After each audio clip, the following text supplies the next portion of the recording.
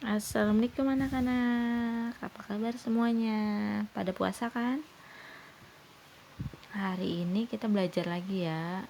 Kita akan membahas tentang obat generik. Apa itu obat generik? Sebelum kita bahas obat generik, kita review dulu obat esensial. Minggu kemarin kita sudah membahas obat esensial.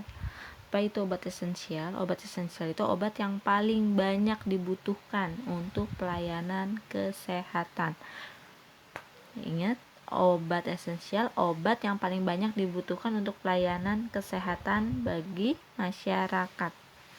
Ya, terus tercantum obat esensial ini tercantum di DOEN. DOEN itu Daftar Obat Esensial Nasional. Baik, ingat ya. Sekarang kita bahas obat generik. Pasti sudah pernah dengar obat generik itu apa. Terus sudah lihat juga video dari Kemenkes yang Ibu berikan minggu lalu. Di sana kalau Kemenkes bilang itu obat generik adalah obat yang sudah habis masa patennya sehingga bisa diproduksi oleh seluruh produsen industri farmasi ya. Kalau misalnya di pengertiannya sendiri, obat generik itu obat dengan nama sesuai INN dari WHO ya, yang ditetapkan dalam Farmakope Indonesia untuk zat berkhasiat yang dikandungnya. Sedangkan obat paten adalah obat dengan nama dagang dan merupakan milik produsen yang bersangkutan. Sampai sini paham? Kalau paham, kita lanjut ya. Peraturan yang berlaku untuk obat generik. Jadi rumah sakit ini wajib menyediakan obat esensial dengan nama generik.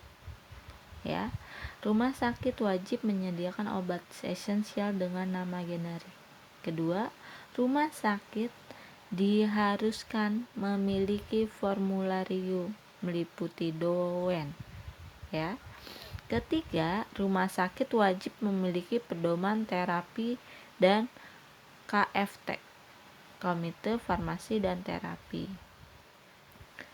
Lalu, dokter yang bertugas di seluruh pelayanan kesehatan harus menulis resep obat esensial dengan nama generik bagi semua pasien.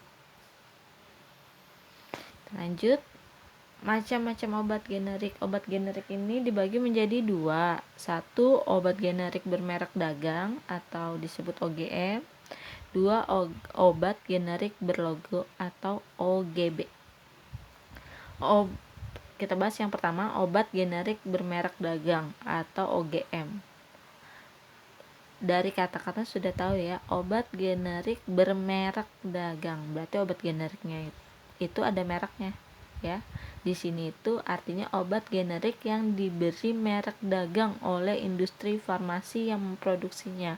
Misal, obat generik nama obat generik ini natrium diklofenak. Kalau di pasaran itu nama merek dagangnya ada Voltadek, Clotaren, Foren, Ivoltar. Nah, itu namanya OGM. Sedangkan obat generik berlogo, artinya obat jadi dengan nama generik yang diedarkan dengan mencantumkan logo khusus pada penandaannya. Jadi obat generik yang diedarkan dengan nama generiknya dan mencantumkan logo khusus pada penandaannya, ada logonya. Di sini ada tata cara pendaftaran obat generik berlogo. Bisa dilihat di SK Menkes RI nomor 05417 ASK 1289. Di sana itu ada pengertian OGB, terus ada apa sih artinya logo. Tahu lah ya logo itu apa artinya. Terus gimana cara ngajuin pendaftaran obat generik berlogo? Caranya itu yang bisa mendaftarkan obat generik ini hanya industri farmasi yang telah menerapkan CPOB. Jadi harus ada sertifikat CPOB yang diterbitkan oleh BPOM. Terus obat generik yang didaftarkannya juga harus memenuhi spesifikasi baku dan memenuhi persyaratan-persyaratan yang ditetapkan oleh BPOM.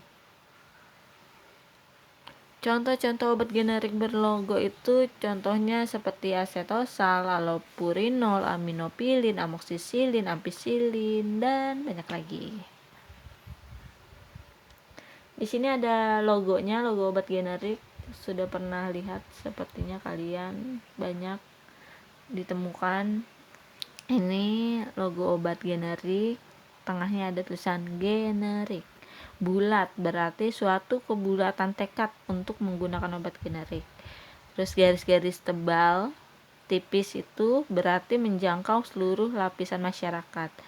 Warna hijau berarti obat yang telah lulus dalam segala pengujian. Itu makna gambar dari logo obat generik ya.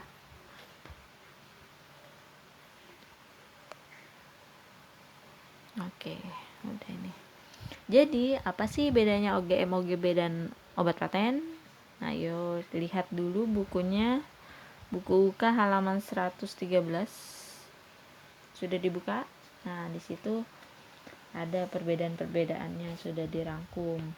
Kita bahas satu-satu. Kalau OGB, penamaannya sesuai dengan zat aktif yang dikandungnya, sedangkan OGM sesuai dengan keinginan produsen, sama seperti obat paten sesuai dengan keinginan produsen untuk penamaannya. Terus kalau OGB yang produksinya diproduksi oleh banyak perusahaan farmasi, sedangkan OGM juga diproduksi oleh banyak perusahaan farmasi. Kalau obat paten diproduksi oleh produsen yang memiliki hak paten. Sedangkan kemasannya untuk kemasan OGB ini lebih sederhana dengan logo generik. Kalau OGM agak istimewa sesuai dengan keinginan produsen. Sama seperti OGM, obat paten juga kemasannya istimewa sesuai dengan keinginan produsen. Kalau harga obat generik berlogo atau OGB lebih murah dan terjangkau karena kemasan yang sederhana dan obat ini tidak menggunakan biaya promosi. Sedangkan obat bermerek lebih mahal dari obat generik berlogo tapi lebih murah dari obat paten karena sebagai ganti dari biaya promosi dan kemasannya. Kalau obat paten sangat mahal harganya, sesuai ganti dengan biaya penelitian, studi klinis, kemasan, dan promosi. Sudah paham sampai sini? Jika ada yang ingin didiskusikan, silakan kalian komen di Google Classroom. Oh iya, jangan lupa juga jika sudah selesai menyaksikan ini, lapor di komen Classroom ya. Terima kasih. Wassalamualaikum warahmatullahi wabarakatuh.